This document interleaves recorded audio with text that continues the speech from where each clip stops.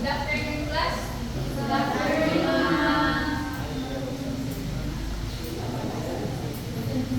Is anyone absent today? No. Okay, so as we are setting up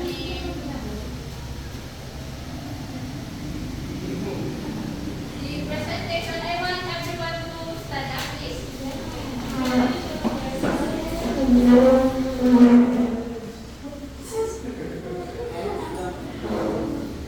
Let's have a small stretch. Because since everyone is sleepy. So I know this is the last subject. Everyone is already tired, but bear with me next time. Okay? Stretch your arms and cover the foot by the seat here in front. Your arms are going to straight the person. The legs are going. Okay, no sitting yet. I want to call Miss Jill and Greg as a prayer, please.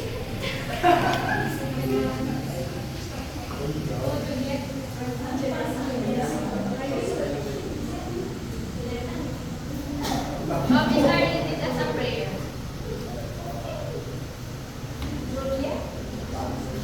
Come on, you are wasting time.